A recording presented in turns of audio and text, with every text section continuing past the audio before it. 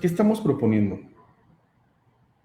En Zapopan establecimos un modelo institucional basado en el sistema de comando de incidentes. ¿Por qué lo hicimos de esta manera? Porque queríamos utilizarlo como un modelo que nos permitiera crecerlo o disminuirlo según las condiciones y características de los municipios. Y voy a hacer un ejemplo. Si está un recurso simple en un incidente, el que asume el comando del incidente puede ser que también asuma operaciones y puede ser que también asuma planificación. En las instituciones va a pasar lo mismo.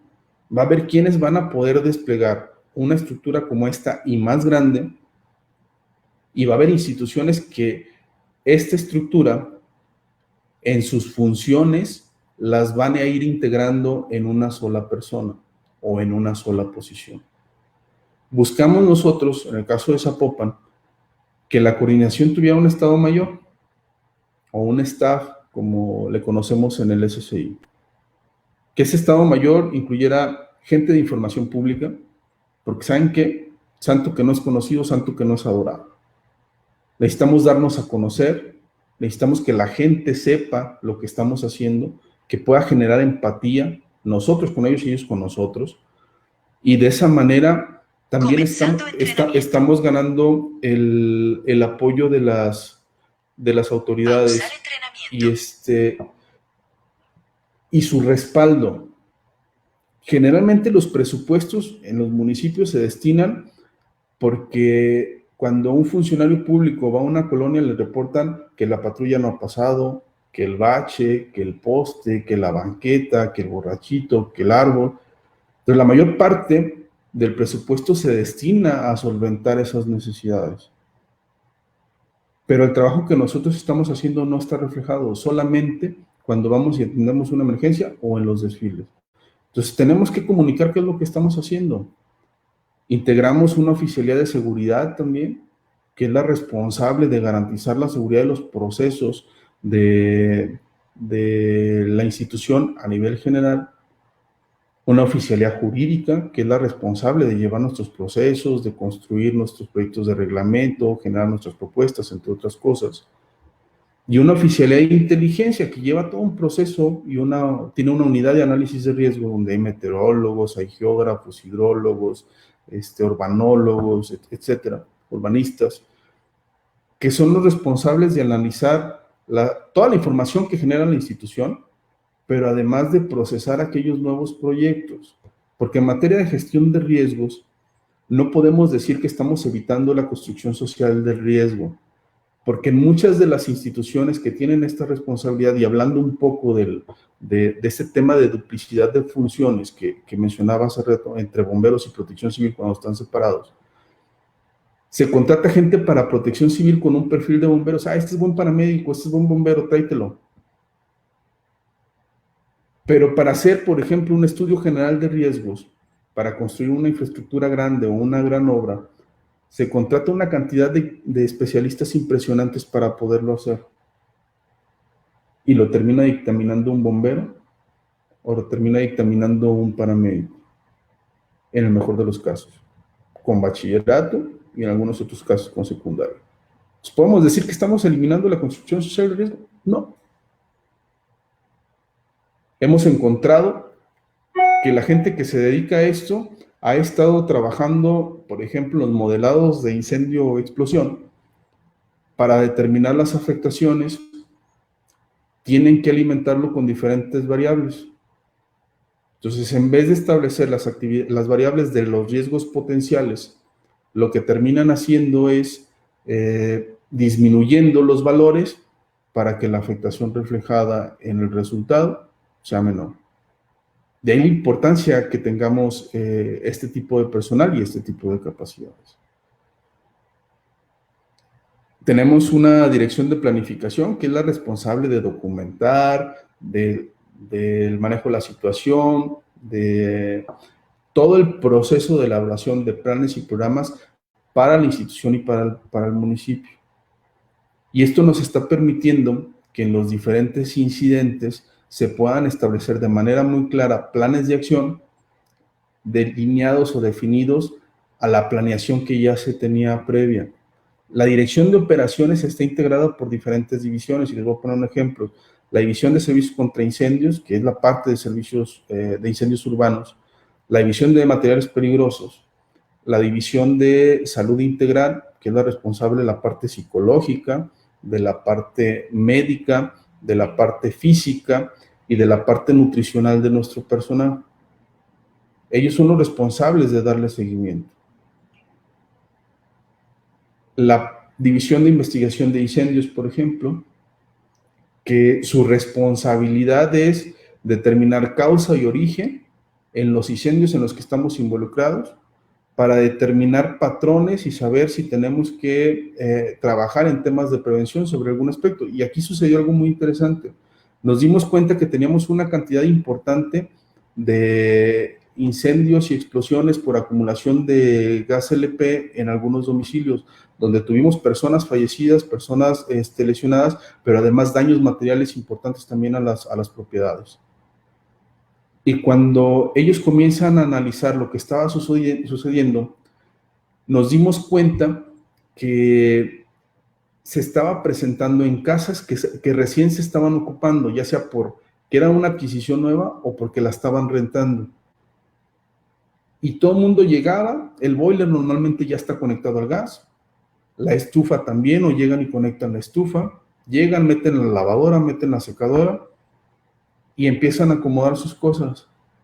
Probablemente compren comida de la calle porque no tienen todo listo para poder terminar o sentarse a comer como lo harían habitualmente en una casa instalada. Pero hay algo que sí tienen que hacer y es bañarse. Entonces, cuando quieren prender el boiler, en algunos casos se dan cuenta que no hay gas, piden que les surtan el gas y cuando lo prenden, la toma de gas o la salida de gas de la línea de servicio de gas natural para la secadora no tenía tapones. Entonces comenzaba a fugarse el gas y cuando tenía contacto con el boiler generaba la explosión. El tapón cuesta 5 pesos. 5 pesos pudo haber sido la diferencia entre la vida y la muerte de esas personas. ¿Qué hicimos? Comenzamos a trabajar con diferentes asociaciones de inmobiliarios para garantizar que las viviendas que se estaban vendiendo o que estaban entregando en renta tuvieran algunas condiciones mínimas de seguridad, y entre ellas era una de estas. La Dirección General, la Dirección de Gestión Integral de Riesgo, es una dirección que era anteriormente la Dirección de Protección Civil. Aquí está el área de capacitación que ve temas hacia la comunidad, para la capacitación comunitaria en colonias, en escuelas, etcétera, hacia las empresas para la conformación de las unidades internas de protección civil, pero también hacia dentro del personal. Y por un lado están trabajando con el tema de la formación académica profesional, y ahorita becados por el municipio de Zapopan, llevamos alrededor, si no recuerdo mal el dato, alrededor de 125 oficiales en la licenciatura, que ya comenzaron a graduarse, a titularse, perdón, una generación de 25 oficiales de la maestría y otra generación de 25 oficiales también de la maestría, la primera ya egresada en proceso de titulación y la segunda que estaría graduándose en diciembre próximo. Y por otro lado, está trabajando con el tema de los estándares de competencia, de acuerdo a los perfiles de puesto dentro de nuestra estructura, para la propuesta del servicio profesional de carreras. Tiene la unidad de inspecciones, que en el caso de Jalisco, por ser protección civil y bomberos en el municipio, la ley nos obliga a vigilar el cumplimiento de las medidas de seguridad en materia de protección civil, de giros comerciales, industriales y de prestación de servicio. Pero en ninguna parte de la ley dice cuáles son esas medidas de seguridad que debemos de vigilar. Entonces, derivado de la creación del Reglamento de Gestión Integral de Riesgo, se crearon las guías técnicas, que es un instrumento técnico que nos permite establecer de manera muy clara qué es lo que le vamos a pedir a los diferentes grupos que fueron agrupados en 11, de tal suerte que también a nosotros nos da certeza de lo que estamos pidiendo. Con el objetivo de que evitemos de que cuando suceda algo, como suele pasar, y comienzan a salir los expertos, y dicen, ¿por qué no hicieron esto? ¿Por qué no le pidieron aquello? ¿Por qué no le requirieron esto otro? Bueno, tenemos que definir un marco claro, y en ese sentido es que establecimos esta guía técnica y sus 11 guías ejecutivas, donde participaron diferentes industriales, actores sociales, consultores, autoridades, y sectores de la industria de la seguridad representante en México. Y bueno, la dirección de logística es la responsable de la magia en la institución. Ellos tienen que ver con el tema de mantenimiento de vehículos, ellos tienen que ver con el mantenimiento de instalaciones, con las bodegas, etcétera. Y por último, la de administración. La quise dejar en este punto porque no solamente se trata de desarrollar capacidades en el sentido de que contrata un administrador y ya va a ser suficiente. Cuando nosotros iniciamos la administración en octubre de la administración anterior, no teníamos un solo peso para operar el resto de ese año. Octubre, noviembre y diciembre no teníamos un solo peso. A mediados de octubre nos autorizaron 7 millones de pesos para poder salir el año, porque no teníamos un solo camión de bomberos funcionando. Teníamos nada más una pipa para el municipio de Zapopan y teníamos un par de pickups. Entonces, prácticamente ese recurso iba a renovar lo que se pudiera de equipo y a darle mantenimiento a lo que estaba caído. Aunque teníamos un administrador, no pudo ejercer un solo peso de ese recurso. Entonces, tiene que haber un vínculo entre cada una de esas funciones en la estructura para que comprendan lo que en la operación se requiere, lo que se necesita para trabajar. El objetivo principal de nuestras instituciones es preservar la vida, la integridad de las personas, sus bienes y el entorno. Y para eso necesitamos estar en las mejores condiciones operativas.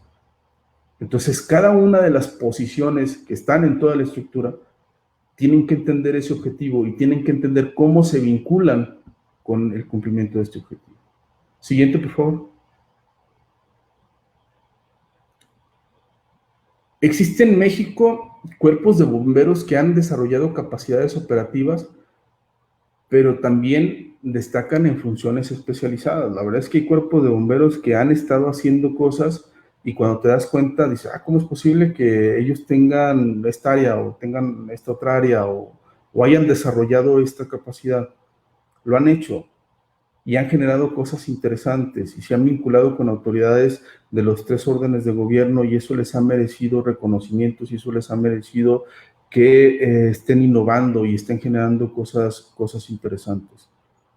En ocasiones hemos tenido el problema de que compramos equipos muy nuevos que requieren un mantenimiento especializado, sin embargo, no se consideran dentro del presupuesto de egresos. O sea, tenemos contemplado la compra de un camión o de una camioneta, pero no contemplamos dentro de ese presupuesto el mantenimiento para ese vehículo.